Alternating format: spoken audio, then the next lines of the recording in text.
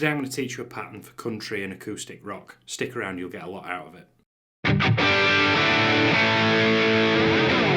Hello everyone, it's James from Practice Like a Pro, providing you with simple clear guitar tips to help you on your guitar playing journey.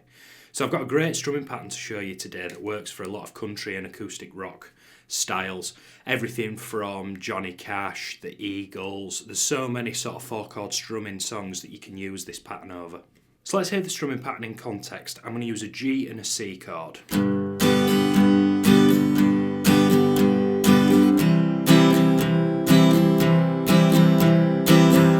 This pattern uses quavers and semiquavers. So a quaver is half of a beat and a semiquaver is quarter of a beat.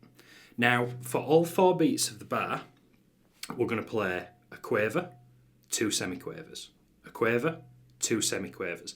Let's have a look at one beat and split it up to begin with. Let's get the first beat of the bar. So I'm going to use a G chord for all these examples.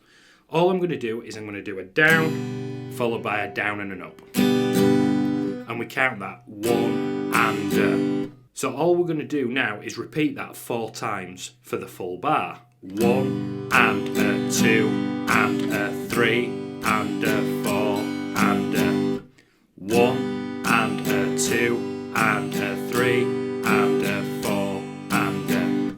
This pattern can be played really slowly, or you can speed it up for that more Johnny Cash kind of Folsom Prison kind of effect. If you play that with an F chord, that's pretty much. A great little trick for this to give you a little bit more rhythmic variation is on the downbeat, so that's 1, 2, 3 or 4.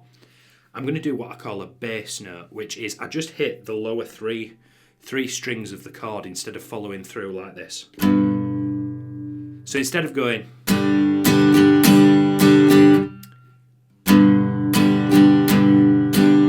can you see how I'm just hitting the lower notes first and sort of springing back up ready for the down and the upstroke?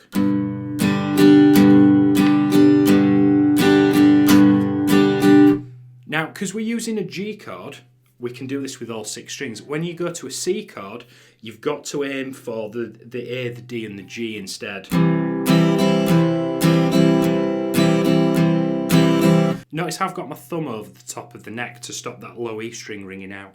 If your hands are big enough, by all means feel free to do that. Alternatively, you can use where you'll be pressing the 3rd fret on the A string, you can just move that finger up just a little bit to stop that E from ringing out. Either way is completely fine. Let's try with the G and the C chord this time. So I'm going to do a full bar of G followed by a full bar of C. 1 and a 2 and a 3 and a 4 and a C and a 2 and a 3 and a 4 and a. Think of it like a train going over a track. You get this. It's almost like a galloping rhythm. A great trick that you can use is called the John Lennon G6 trick, which basically means that you play all the strings open as the very last strum of the bar. Let me show you. So we'll go from G to C. 1 and a 2 and a 3 and a 4 and a 1 and a 2 and a 3 and a 4 and a. So the very last note of the bar before I'm supposed to be changing chord, I let go of everything, do the upstroke, and I just buy myself a little bit of time to get to the next chord. Where do you go from here then? So what I'd recommend is looking at a song like Lion Eyes by the Eagles. That'd be a great one to do because it's all G, C, D, A minor. I think there might be an E minor in there somewhere. Not too sure, don't quote me on that. Or you could look at some Johnny Cash tunes. Folsom Prison Blues is probably a great one to start with. And it's going to take time. You want to focus on trying to get it nice and even and get that galloping.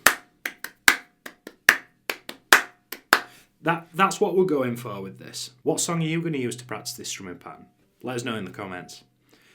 If you like what we do here at Practice Like a Pro, we've got the banner up here. If you click on that, it'll subscribe you to his channel.